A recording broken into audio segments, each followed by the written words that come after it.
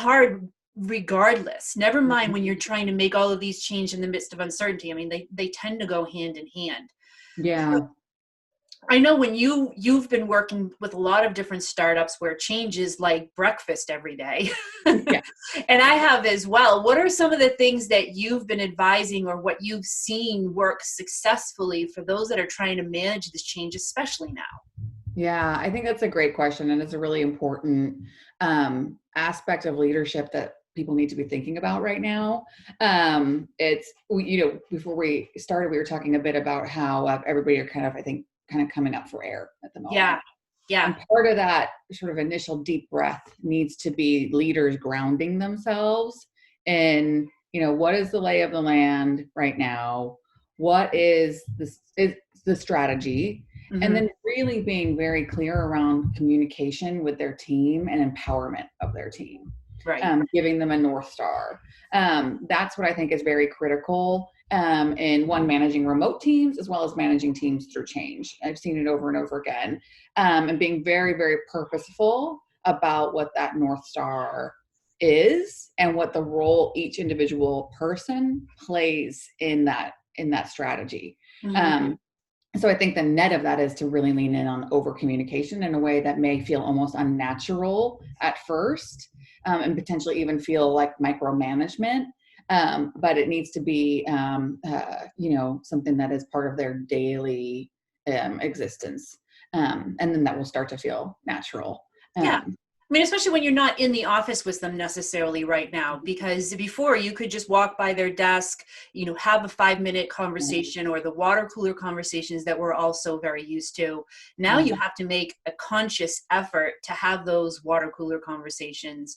And it's difficult to make it not feel like you're micromanaging or that you don't trust them to do work from home and that they're going to be off, looking at things. I think I saw one post or article on LinkedIn where someone was talking about, if you're randomly going to see what your employees are doing on their desktop or randomly calling them just to check in, what does that say to the person who's trying to focus, trying to get work done about how much you actually trust them? Right. And if you don't trust your team to work from home or you don't trust your team to say certain things to your customers, then there's an underlying issue going on there to begin with, I think. Yeah, that is absolutely true. I think that, you and I've talked about this a lot in the past. I'm a big believer in having a strong foundation of trust as part of the sort of EQ portion of leadership. Mm-hmm. If you have a strong foundation of trust, ultimately you're going to drive, exponentially more results out of your team than, a team where that is not present. And this is a great opportunity to really exercise that and really illustrate to your team how much you trust them.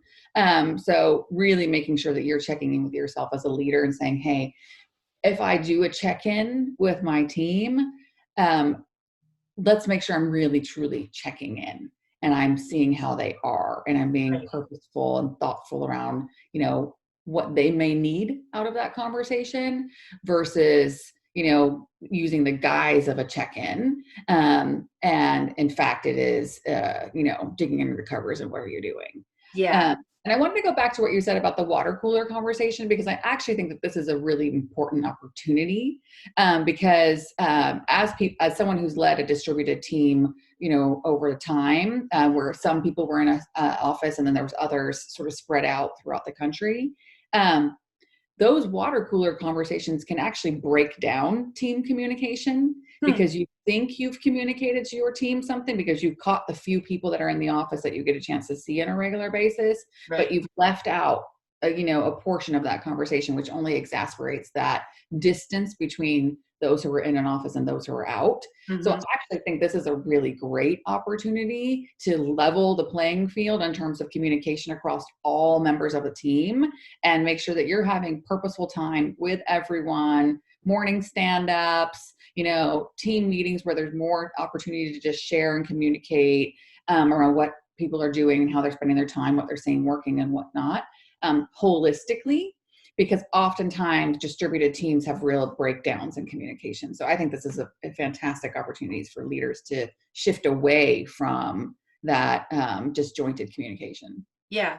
And it's I wear this t-shirt every day. I think I need to make a version of it for sales leaders and leaders in general as well. I say it to salespeople all the time, but sometimes I think the difference between leadership and supervising is that leaders make the person feel that they're important, whereas a supervisor makes them feel that I'm the one that's important. And I think that is so important in leadership and the EQ of leadership, to be other focused first. If you were to think about the things that they're going through, the uncertainties, am I going to keep my job? Am I going to lose my job? Am I going to be able to make my quota? Is my family going to be healthy and sick? And that's why that over communication, as you say, is so important, because you can't assume that they've understood what you say at any one time, because of all of the other different things that are coming at them and the negative states of mind that they might be in. Neuroscience and psychology tells us that the state of mind of the person who you're talking to is a lot to do with how they're going to receive or even hear the message that you're trying to articulate. 100%. That's right. And that's where the role of leadership right now is so, so important, because that is going to be the sort of grounding presence in all of this. So if your leader shows up and is, has a clear message, has a clear strategy, they show alignment with their peers in other parts of the business around that strategy, all the way up to the, C-suite and CEO. And then they communicate what your role is in, that strategy. That's going to give your team so much confidence that they can go and execute. If their leader is kind of seeming ungrounded, not certain around, what's going on, illustrating fear about their role or their, place in the business long-term, any of those cracks are going to really, really impact morale. And people may not say it, but underneath they're, living in a state of fear. And when you live in a state of fear, you're not doing your best work. You're not serving your clients with clarity and focus. You are not, coming into the field with confidence, whether you're a seller who, needs to show up with confidence that like my company is sturdy and steadfast. We are closing business. We are, operating from a strong foundation, and we have a bright future. Or a client success manager or account manager who's trying to renew business and is trying to, save every dollar possible. Again, they need to come confidently to their clients with a renewal strategy that they feel empowered to execute. And they also need to show up that they're, with that same level of confidence. So that the leader right now is so critical. It reminds me a lot of the conversations that I've had over the past year when we did the first season of What Sales Can Learn From. And I talked with Navy SEALs and firefighters and EMTs and even teachers. Yes. And one of the things that I learned from all of those conversations is that when you're faced with an emergency, a crisis, turmoil, a situation, as a leader, you're feeling the same things that your team is feeling, but it's absolutely critical. And this is what makes a leader in a lot of ways, I think, is that you know that these are the things that you're feeling it, but you push it aside because you know that in the service of those that you're working with, you can't afford to wallow in that. You have to be able to push forward. It's kind of like if you were hiking a mountain and you've got lines attached to you and everybody else has got a line attached to you, and you waver at the top, it gets felt literally all the way down the line, which is why the leader has to be confident, has to be sure in what they're talking about and what they're sharing with their team.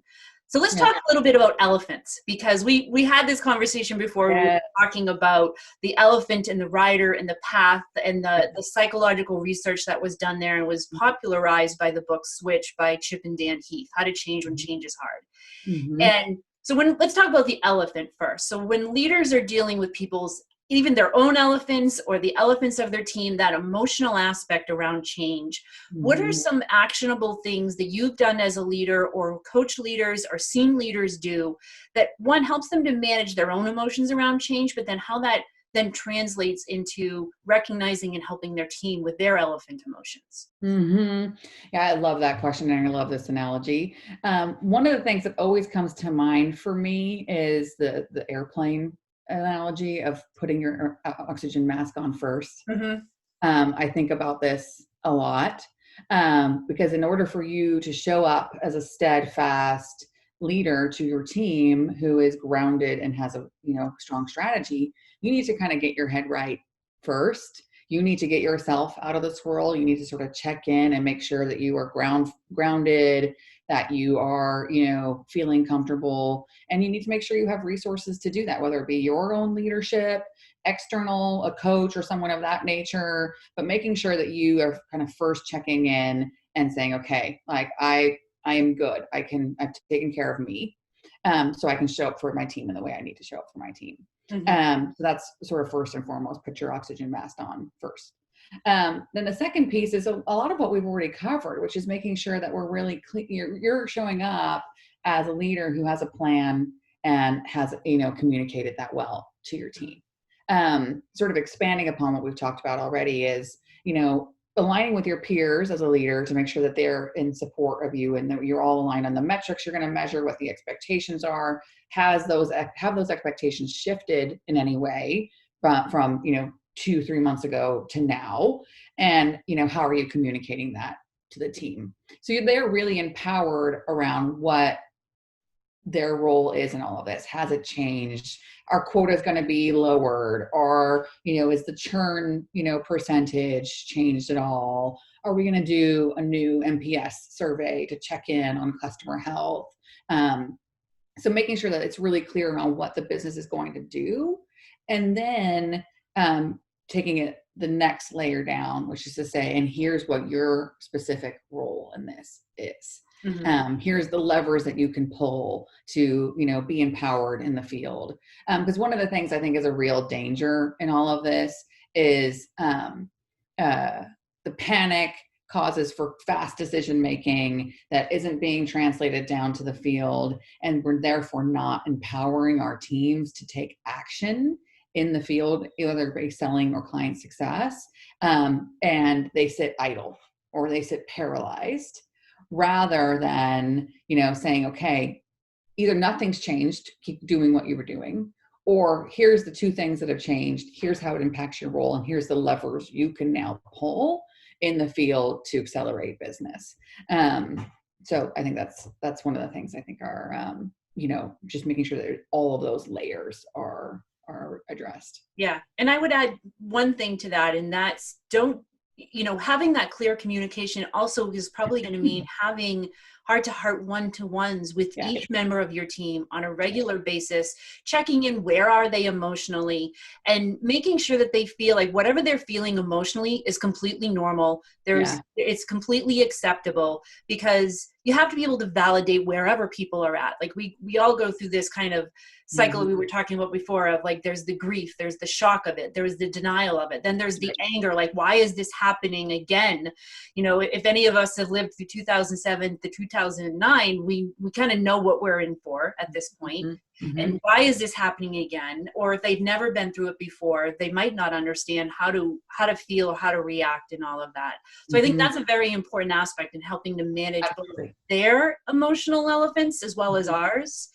And even things like having a good morning routine every day. Like, you're working from home, but put pants on, and for the sake that you don't end up on some YouTube channel somewhere as a blooper because it's funny, but also because you want to give yourself that normalcy that you still can have control over things. So get up in the morning just as if you were going to go into the office, and put your pants on and take a shower, do some meditation or yoga. Like, that's one of the things that I found is interesting, is that when you talked about like making fast decisions, which we all feel pressured to do that right now, but that doesn't mean that we have to rush into a decision and that we can't make those decisions in a way that is healthy and intelligent.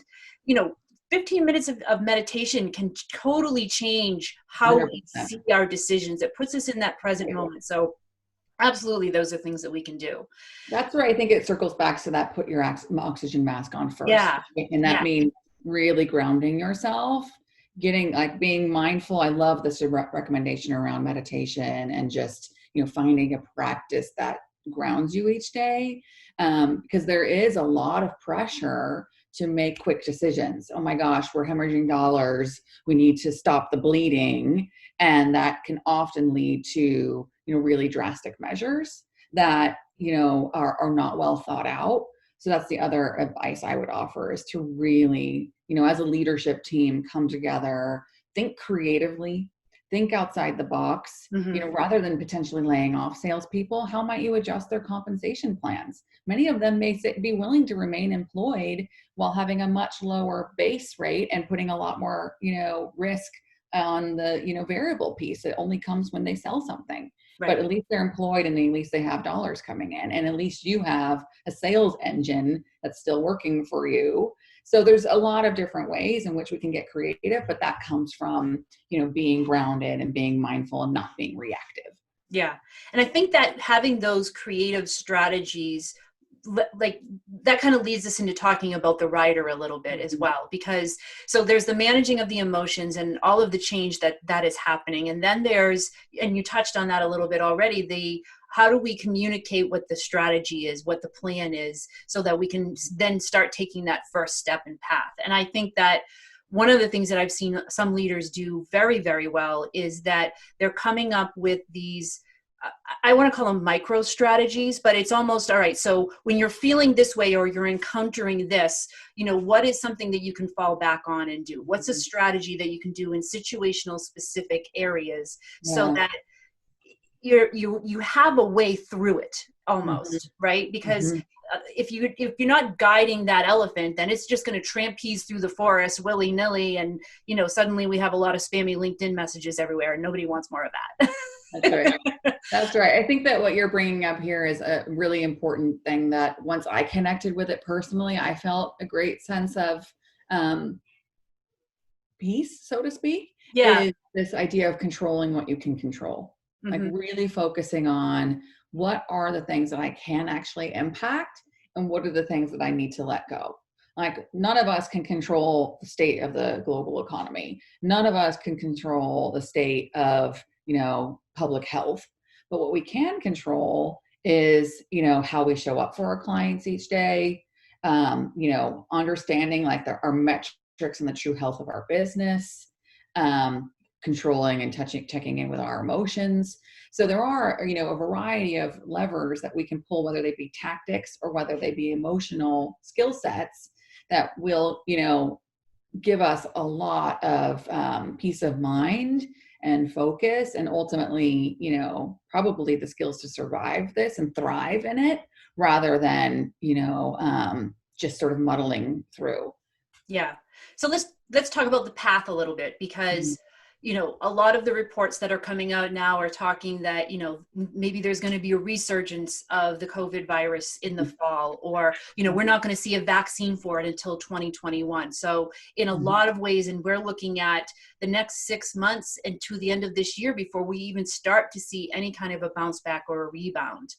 And so what's the path that leaders need to lay out in order to get there? I think it's very important that we talk about envisioning the future, and not just envisioning the future and how we want it to be, but also envisioning each of the steps to get there. What are some of the things that you see that leaders need to be doing to help make that future clear? Yeah, that's a great question. One of the things is, like, like always, this conversation is a representation of that, which is there's always the sort of emotional and then the tactical, right? And those things have to, come together and move in alignment. And when I start to think about the future, those things become increasingly important. From a tactical standpoint, it's really getting clear on, metrics and what we're going to measure, resetting expectations with leadership, making sure that, you understand that with those reset expectations, how much of the team can you continue to carry? What results need to happen in order to carry, the majority of the team? Let the team know that in advance. It's funny, like, there's oftentimes, those are the types of conversations that leaders will avoid because they are, afraid of scaring the team. But actually, some great peace of mind can come from, hey, we're in this together. We as a team are doing everything we can to save everyone and keep everyone in the boat. But here's what has to happen to do that. And we are collectively on the hook to make that happen. And if we don't, then I'm telling you now, we will be forced to make some of these decisions. That can be very comforting to people, actually, that kind of like straightforward and clear communication, because it illustrates you have a plan, but it's an empathetic plan Right. that is, putting the team and the employees first, and allowing them to have a role in sort of collectively keeping everyone, on board. Right. So I think that's, one of those pieces is just really being very clear on what needs to happen in order to, meet changing expectations over time. And then the communication piece continues to be really critical. Communicating key milestones, keeping the team up to date. I think that one of the dangers of this situation is that everyone sort of scrambled. They put a bunch of energy into, the last month, let's say. Mm-hmm. There's been a ton of content coming out. There's been a ton of, like that momentum and adrenaline that comes from initial fear and shock. Yeah. And then, that's starting to dissipate and people are moving into a more new but natural rhythm. We can't fall back to old habits. You need to keep, really making sure that the long-term plan keeps a lot of this consistent, and that there is this North Star, that there is this frequent communication, that there is, as the plan evolves, the team is brought along in that, and just making sure that there's consistency over time, and that, the happy hours, the virtual happy hours don't fall off the calendar, that the, check-ins that are, that's just the, hey, how are you doing? What's going on with you? Are you happy? Are you healthy? Conversations continue to happen. Because what the danger is over time is that people actually start to disconnect because they just kind of get into their little tunnel, mode, and, fall away from some of these, newfound and important habits. Yeah. And I, as a sort of outsourced leader for a lot of smaller and mid-sized businesses, one of the things that I find myself repeating both to leaders and to managers and to salespeople is that this is our time to show what we're really made of. And Yes. that can be a rally cry for those that are on your team. Like, yes, everything is in chaos right now, or some sort of measured, controlled chaos as we start to get through this. But this is our opportunity to gain market share. This is our opportunity to show customers how we differentiate and can help them to get through this. This is our time to shine. Just like if you look out throughout history and, the greatest generation and all of the tribulations that they went through, this is our opportunity to really showcase that, I think. So sharing that kind of news with your team is so empowering for them, because that really makes them feel like we are actually all in this together. And if we do this right, if we take this step and then this step and then this step, and we have strategies in place for whenever we start to plateau or slide back to keep us moving forward, if that path is clear, like you described with that communication, this is an actual opportunity. It really is. It really is. I've said this so many times already, and I'll keep saying it, is that if you think back in the Great Depression and the business empires and the innovations that happened as a result of that, if you think of the Great Recession and the Airbnbs and Squares of the world now that have completely taken a process that sucked before and made it better. And it comes back to, we can make this better.